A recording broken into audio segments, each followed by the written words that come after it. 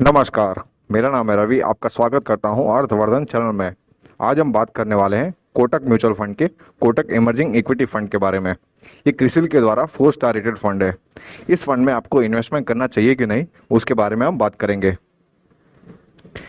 Kotak emerging equity fund की हम launch date, asset allocation, fund type, fund performance, top holdings, investment options, expense ratio और क्या ये fund आपके लिए सूटेबल है कि नहीं, उसके बारे में हम बात करेंगे।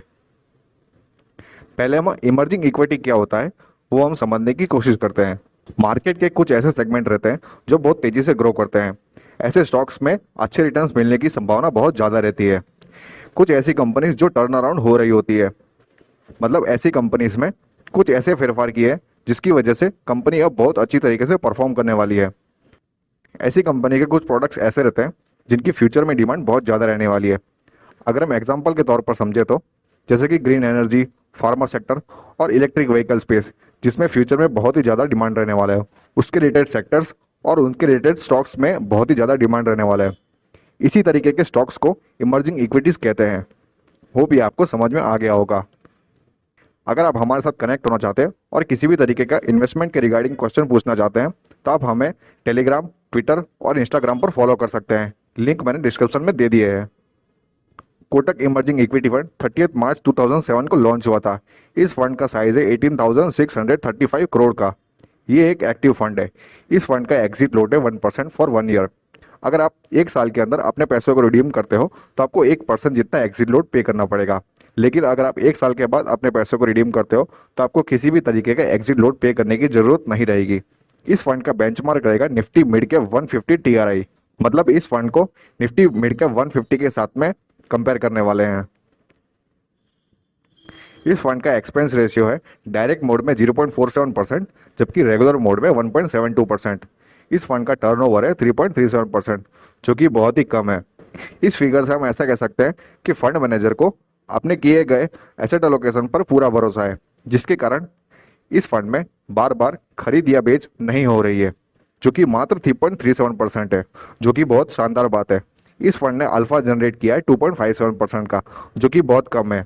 अल्फा का फिगर हमेशा फ्लक्चुएट करता रहता है। ये मार्केट के डिमांड और सप्लाई के बेस पर काम करता है। और इस फंड का स्टैंडर्ड डेविएशन है 24.80%, जो कि नॉर्मल है। अगर इस फंड के एसेट एलोकेशन की बात करें तो इस फंड में लार्ज कैप में 5.85% का एसेट एलोकेशन किया है, मिड कैप में 56%, स्मॉल कैप में 27% और अदर कैटेगरी में 11% का एसेट एलोकेशन किया गया है। अदर कैटेगरी में डेट पोर्शन भी आता है, रेट्स और इन्वेस्ट भी शामिल होता है। ये एक ओपन एंडेड फंड है, मतलब आप इस फंड में कभी भी अपने पैसों को इन्वेस्ट कर सकते हो और कभी भी अपने पैसों को रिडीम कर सकते हो। अगर इस फंड के परफॉर्मेंस की बात करें तो इस फंड ने एक साल में अराउंड 31% का रिटर्न दिया है, 3 साल में 15.71%, 5 साल में 17.15%, और ये फंड जब से लॉन्च हुआ है तब से इस फंड ने अराउंड 21% तक का शानदार रिटर्न दिया है। ये सारे फिगर्स आईआरआर में कैलकुलेटेड है, जिसको हम सीएजीआर भी कह सकते हैं। इन्वेस्टमेंट के तौर पर बात करें तो अगर आपने 1 लाख रुपए इन्वेस्टमेंट किया होता एक साल पहले तो आज उसका वैल्यू होता 1.31 लाख रुपीज़। 3 साल पहले अगर आपने 1 लाख रुपए इन्वेस्ट किया होता तो आज उसका वैल्यू होता 1.99 लाख रुपीज़। 5 साल पहले अगर आपने इन्वेस्ट किया होता तो 2.21 लाख रुपीज़। और 7 साल पहले अगर आपने 1 लाख रुपए इन्वेस्ट किए होते तो आज उसका वैल्यू होता 3 लाख रुपए। अगर हम एसआईपी के तौर पर बात करें तो अगर आपने 10,000 रुपीज़ पर मंथ की एसआईपी स्टार्ट करी होती तो इन्वेस्टेड अमाउंट होता एक साल के अंदर 1.2 लाख और आपका रिटर्न होता 1.31 लाख रुपीज़। 3 साल पहले अगर आपने एसआईपी स्टार्ट करी होती तो इन्वेस्टेड अमाउंट होता 3.6 लाख और आपका रिटर्न होता 5.88 लाख रुपीज़। 5 साल में इन्वेस्टेड अमाउंट 6 लाख रुपीज़ और आपका रिटर्न होता 10.79 लाख रुपीज़। 7 साल में इन्वेस्टेड अमाउंट 8.4 लाख रुपीज़ और आपका रिटर्न होता 17.65 लाख रुपीज़। ये सारे रिटर्न्स आप ग्राफ में भी देख सकते हो। अगर इस फंड के सेक्टर होल्डिंग की बात करें तो कैपिटल गुड सेक्टर में 16.41% का एसेट एलोकेशन किया है, कंज्यूमर डिक्शनरीज में 11.83%, फाइनेंशियल सेक्टर में 11.57%, मटेरियल सेक्टर में 10.96%, केमिकल सेक्टर में 10.79% और हेल्थ केयर सेक्टर में 7.16% का एसेट एलोकेशन इस फंड में किया गया है। अगर इस फंड के टॉप 10 होल्डिंग्स की बात करें तो परसिस्टेंट सिस्टम्स में 4.62% का एसेट एलोकेशन किया है, सुप्रीम इंडस्ट्रीज में 4.38%, शेफलर्स इंडिया में 4.14%, थर्मैक्स में 3.24%, क्यूमिंस में 3.05%, शीला फॉर्म में 3.02%, सोलर इंडस्ट्रीज में 2.9%, कोरोमंडल इंटरनेशनल में 2.84%, ओवरऑल रियल्टी में 2.82% और एसकेएफ इंडिया में 2.82% का एसेट एलोकेशन इस फंड में देखने को मिलता है। अगर आपको अपना इन्वेस्टमेंट स्टार्ट करना है तो मिनिमम अमाउंट की अब बात करते हैं। एसआईपी मोड में पर मंथ मिनिमम 1000 रुपीज़ से आप अपनी एसआईपी स्टार्ट कर सकते हैं, और अगर आपको लमसम इन्वेस्टमेंट करना है तो मिनिमम 5000 रुपीज़ से आप अपना इन्वेस्टमेंट स्टार्ट कर सकते हैं। इस फंड के मैनेजर है पंकज तिब्रेवाल, जिनको 13 साल से भी ज़्यादा का एक्सपीरियंस है।